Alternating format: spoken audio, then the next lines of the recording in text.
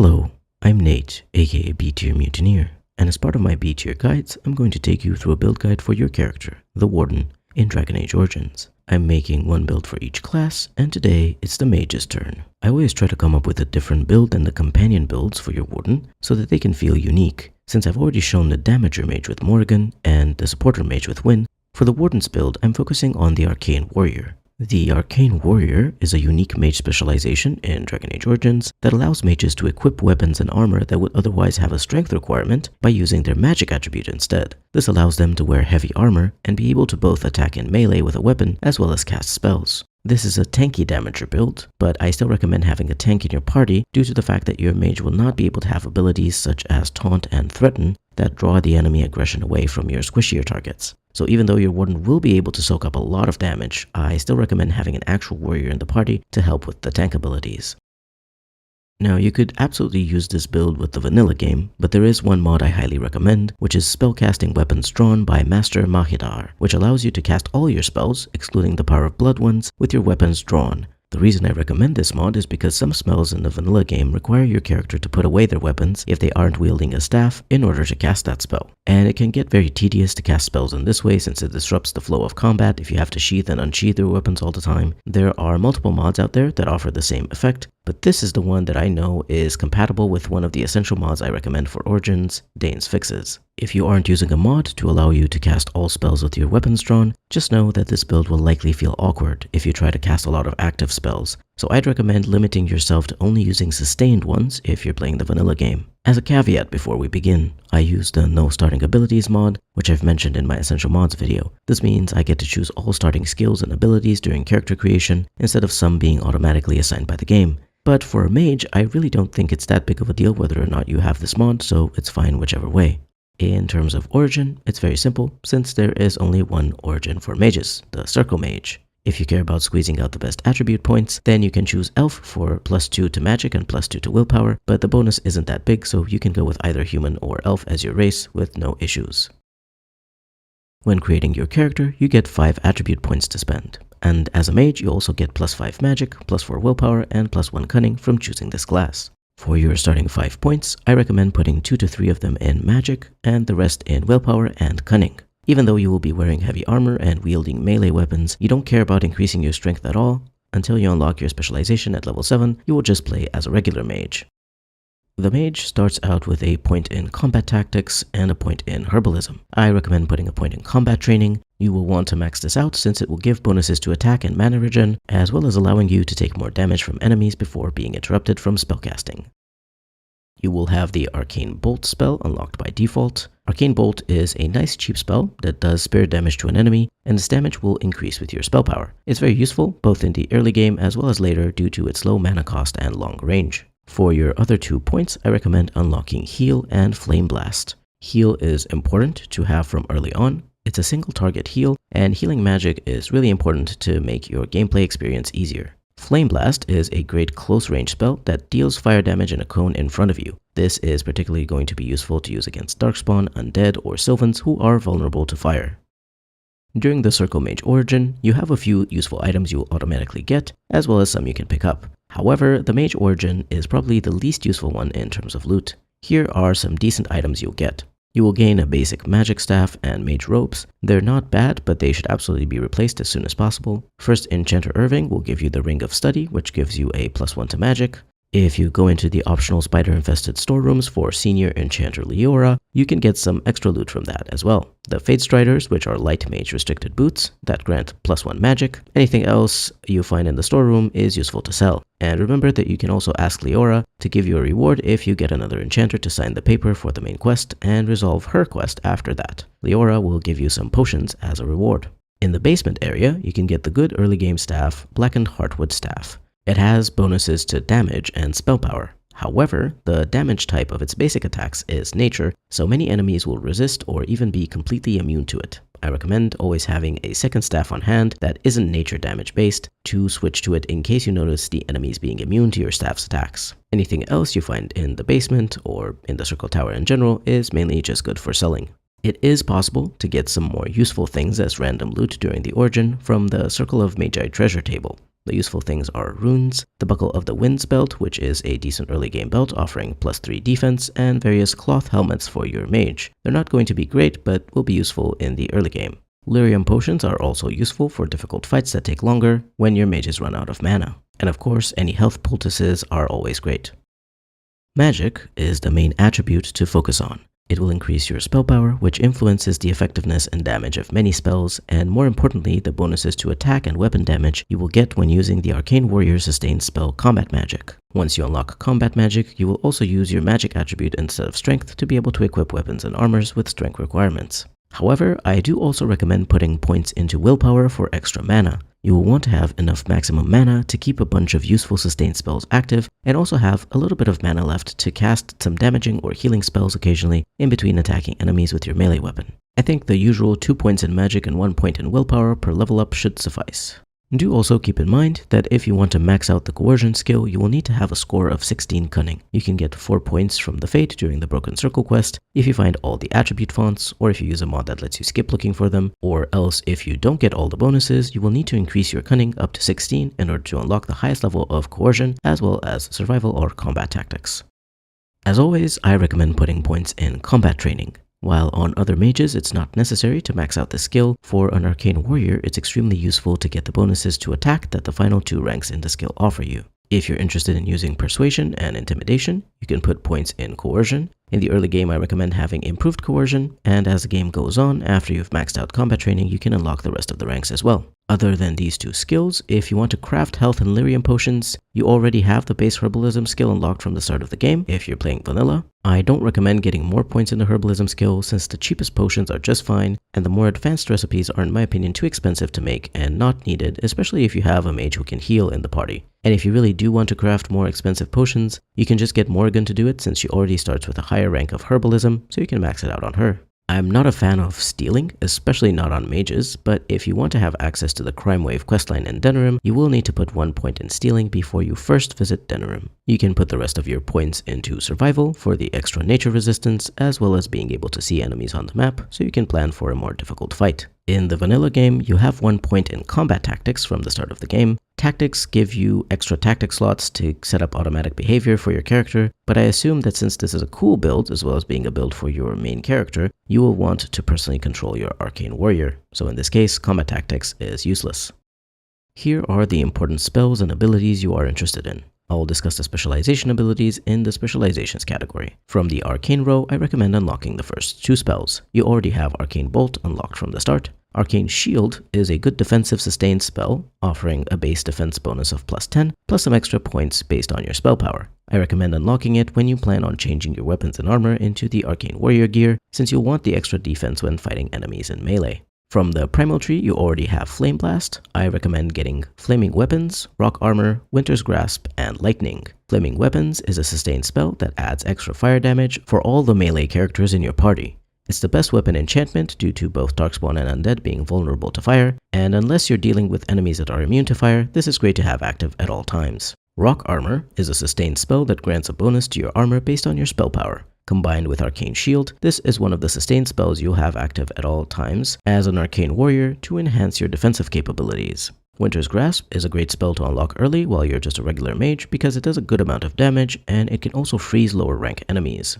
Lightning is similarly useful to unlock early on as a damaging spell, and on top of doing good damage, it will also drain stamina from non-spellcaster enemies. From the Spirit Tree, I recommend Mind Blast and Force Field. Mind Blast stuns all enemies around the caster. Even though you're tanky, it's still useful to stun enemies either to reposition, run away, or help your other party members, such as a backstabbing rogue, who can more easily backstab enemies who are stunned. Force Field is a great utility spell to have for any mage, since it causes the target to become completely immune to damage for the duration, while also not being able to move. This is great to use on an ally who is low health and being attacked by a dangerous enemy or a lot of enemies, or stuck in a big enemy attack like an Ogre's Grab or the Overwhelm ability that a ton of enemies have, or if you can't save them by telling them to drink a potion or cast a healing spell, like if an enemy casts Curse of Mortality on them and they're unable to heal.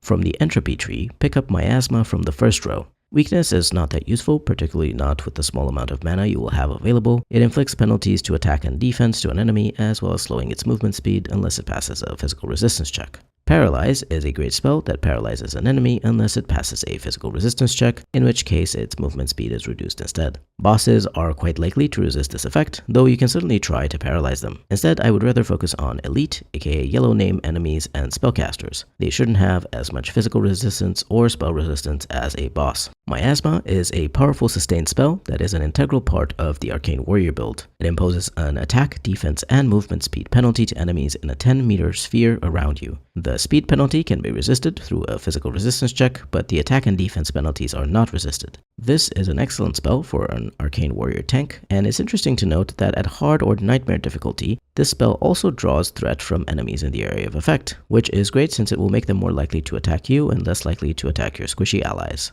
I've left a creation tree for last because whether you unlock anything other than heal here is very situational. Haste is a very good spell that increases the movement speed and attack speed of the whole party with a small penalty of -5 attack and a penalty of -2 mana regeneration for the caster. It essentially increases everyone's damage because of the attack speed increase. However, I don't recommend to unlock it on your Arcane Warrior. Instead, I recommend having a second mage in your party who can have haste activated, as well as a second weapon enchantment like frost weapons or telekinetic weapons to further increase the damage of all melee characters, including your Arcane Warrior. Finally, if you want a nice and cheap bonus to your spell power, you can pick up Spell Wisp from this tree. It's a sustain that just gives you a bonus to your spell power, and the mana upkeep is not very big. If you can afford keeping this active, it's very useful for both your spells as well as your damage with weapons when you have combat magic active. In terms of specializations, the first specialization you want to unlock at level 7 is Arcane Warrior. For your second specialization at level 14, I recommend Spirit Healer. The Arcane Warrior specialization offers you +2 to dexterity and +5 attack when you unlock it. From the Arcane Warrior tree, I recommend unlocking all the abilities. Combat Magic is a sustained mode that gives you bonuses to attack and the ability to use spell power to determine combat damage. Aura of Might and Fate Shroud also add some bonuses to this mode. Additionally, regardless of whether the mode is active, you gain the ability to use the magic attribute to satisfy strength requirements for weapons and armor. This is an ability you should unlock as soon as possible so that you can transition into the proper Arcane Warrior build, as up until you unlock this, you will be a regular mage wearing robes and using a staff. Aura of Might is a passive that grants additional bonuses to attack, defense, and damage while combat magic is active. Shimmering Shield is a sustained spell that has a huge mana regeneration penalty of -10, but it offers huge bonuses to armor, elemental resistances, and mental and physical resistances. It is actually possible to completely offset Shimmering Shield's penalty to combat mana regeneration if you choose the correct equipment and skills. Its bonuses are so good that I will absolutely recommend you try to get the gear that offsets its mana regen penalty. Finally, Fate Shroud is a passive that offers a bonus of +1 to mana regen, both in combat and exploration, as well as a +25% chance to dodge attacks while combat magic is active. The Spirit Healer specialization offers you a bonus of +2 magic and +0.25 combat health regen. From the Spirit Healer tree, you're only interested in the first 2 spells, Group Heal and Revival. The other 2 are good for a support mage, but not that useful for this build. Group Heal restores a moderate amount of health for all party members, including the caster, and it's great to cast it when 2 or more characters are under 50% health, or if one character is much more injured while others are not at full health. Otherwise, if only one character is wounded, you can use the regular heal spell. Revival is a great spell to have in the event that one of your party members is knocked unconscious during a fight. This spell revives a fallen party member, but be aware that it only restores some of their health and you will have to heal them up immediately.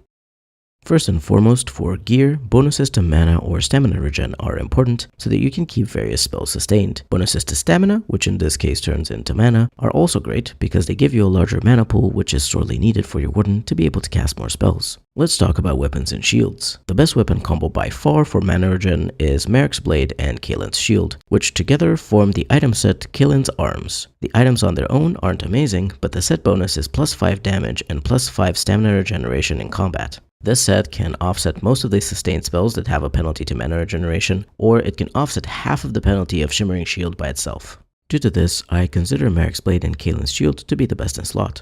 You can loot both of them from the Return to Ostagar DLC. Now, you may not be able to immediately return to Ostagar, as some of the enemies there can be quite powerful. However, if you already have the Arcane Warrior specialization unlocked from a previous playthrough, you'll be able to unlock combat magic at level 7, which should be while you're in Lothering or shortly afterwards. I'm going to give you some early game options for your weapon and shield if you want to start fighting in the Arcane Warrior style right away, because that is of course the point of this build. Just be aware that you won't be able to use Shimmering Shield unless you have the Kaelin's Arm set, as well as other pieces of gear giving you bonuses to mana regeneration, since the spell has the -10 mana regen penalty.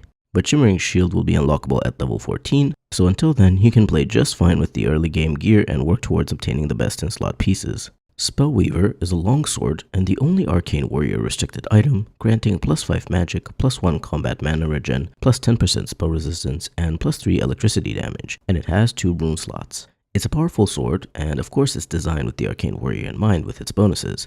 It just isn't as powerful in terms of mana regen as it needs to be in order for you to be able to constantly use Shimmering Shield though. Spellweaver can be looted from the Cultist Overseer in the Mountainside Caverns during the Urn of Sacred Ashes quest. The fight against him is quite difficult, so be sure to have a strong party with you during this quest. The longsword version of Starfang is also good. It offers +3 dexterity, +3 damage, and +2.5 armor penetration, and has 3 rune slots. You can craft it in the DLC area Soldier's Peak after you've cleared it out by speaking to Michael Dryden once you have the Meteor Metal Ore in your possession. The ore will be lootable from a random encounter area called the Crater. Do note, however, that if you craft a longsword, you won't be able to craft the Greatsword version of Starfang, so only craft it if you're certain you want the longsword more.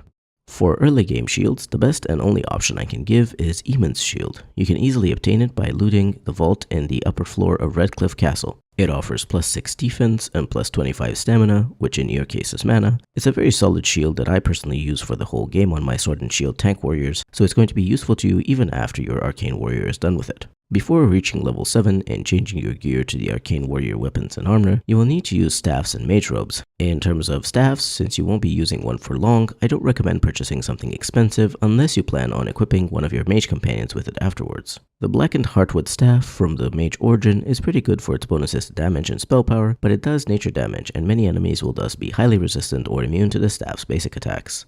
You should be able to get an Enchanter's Staff if you recruit Wynne, or purchase one from the Quartermaster's other goods in Ostagar, or from the Unscrupulous Merchant in Lothering. Finally, you could purchase either Torch of Embers or Wintersbreath from the Wonders of Thedas shop in Denerim. They focus on fire and cold damage respectively and can be used by one of your mage companions later on. In terms of mage robes, here's what I recommend for the super early game. The apprentice and mage robes you get in the Mage origin are shitty, but similarly to staffs, I don't recommend buying something expensive unless you're going to equip your mage companions with it later. You can loot the Archon robes on a blood mage in the Templar quarters of the Circle Tower during the mage's main quest. It grants 0.75 combat health regen, +3 armor, and +2 spell power. Or you could purchase a Tevinter mage robes from the Wonders of Thedas shop in Denerim, as they're not too expensive and offer good bonuses. +1 combat mana regen, +4% spell resistance, and +5 spell power. You do, however, get some amazing free robes, the Vestments of the Seer, which are a reward for completing the Witch Hunt DLC. If you have them, they'll be available to you from the beginning of the game. They don't have any requirements other than being restricted to a mage, and offer +9 willpower, +6 magic, +10 armor, and +12% spell resistance. I highly recommend using them until you can get a good set of armor because they'll be much better than basic armor.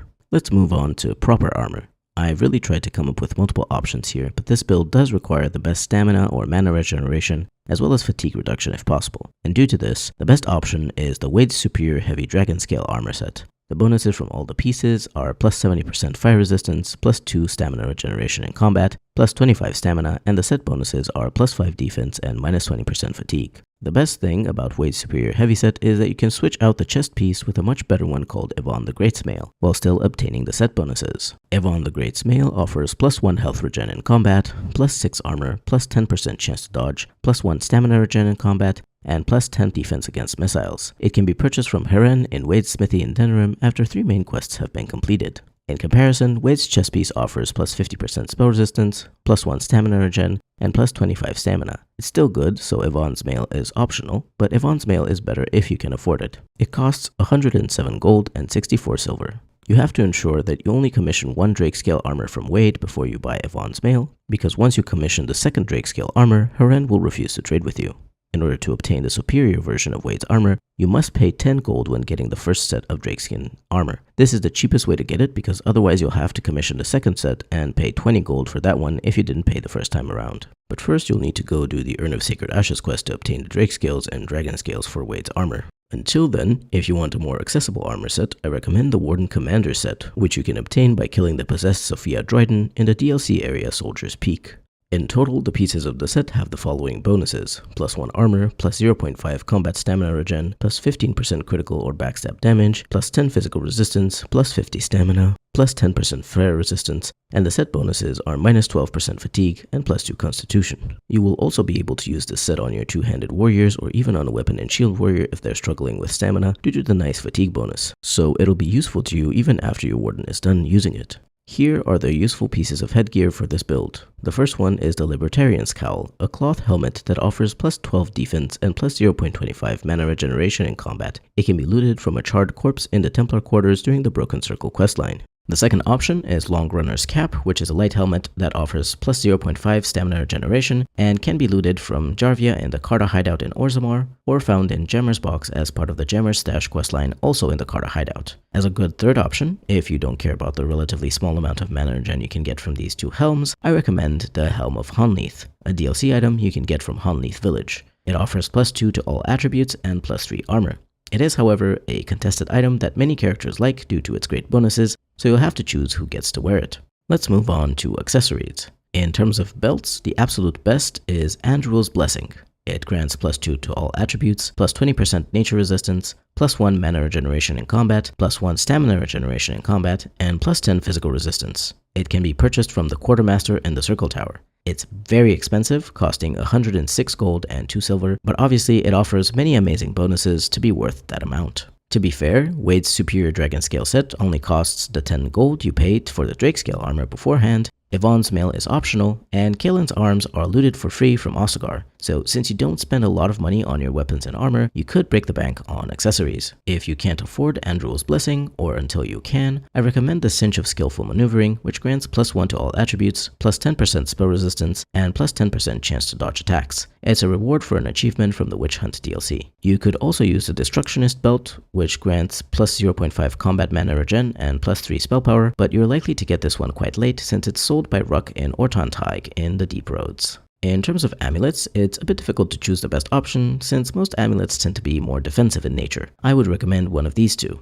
Pearl of the Anointed is a DLC amulet that grants plus 1 to all attributes. It's free, it gives you a bonus to all attributes, so it's good in my book. Heart of Witherfang grants plus 1 strength, plus 1 magic, and plus 50% nature resistance. You can loot it from Witherfang during the Elves main quest if you kill the werewolves. In terms of rings, if you're still looking for some mana regen so you can use Shimmering Shield and other spells, I recommend the Wicked Oath. It grants plus 10% critical/backstab damage, plus 1 armor penetration, and plus 1 combat stamina regen. Yes, it would serve a traditional melee damager, warrior or rogue better, but as an arcane warrior you are using melee weapons too, so it will help your damage as well as giving you the extra mana regen. Some other good options for rings are Key to the City, granting plus 2 to all attributes, plus 4% spell resistance, and plus 10% to healing effects received. It's a quest reward for the secret quest in Orzammar called the Key to the City.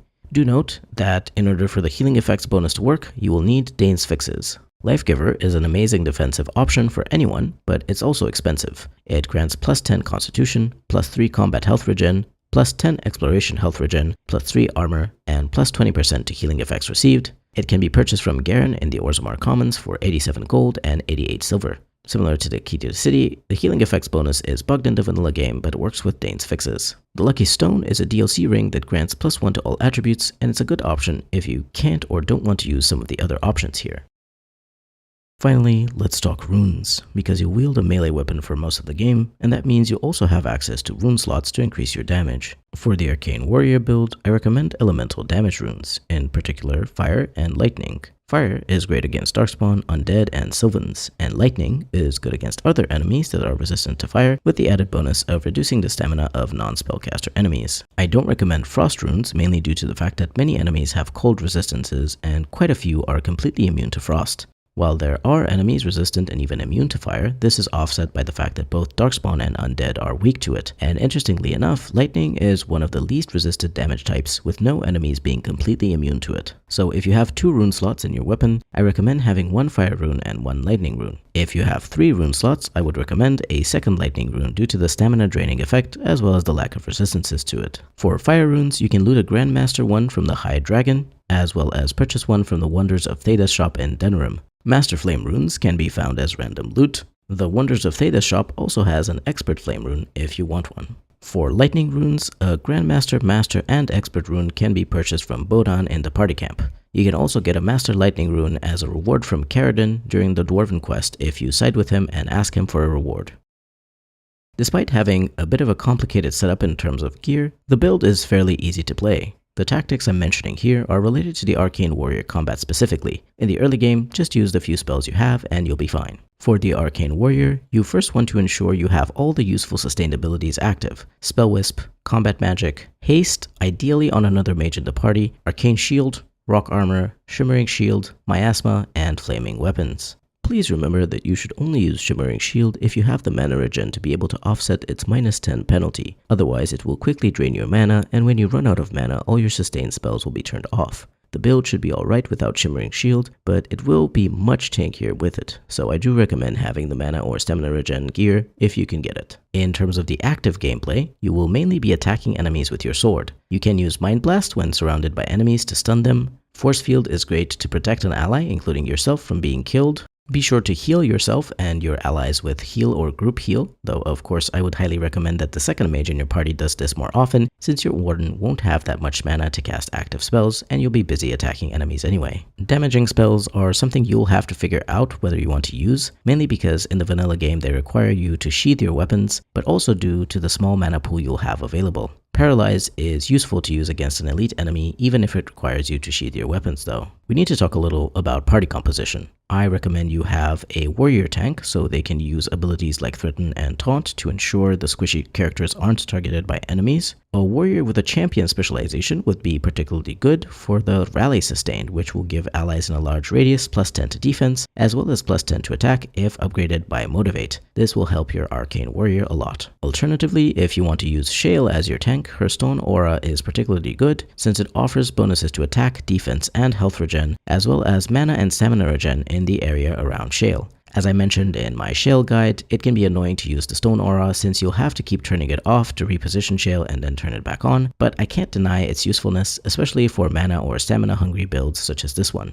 I have already mentioned having a second mage multiple times, and I do think it's quite important for the haste sustained, healing spells, as well as damaging spells because your warden simply can't do everything at the same time. For your final party member, you could choose anyone. Personally, I would go for a rogue. Doesn't matter whether dual dagger or archer, not only do they allow you to open locked doors and chests, but they're also very proficient damagers.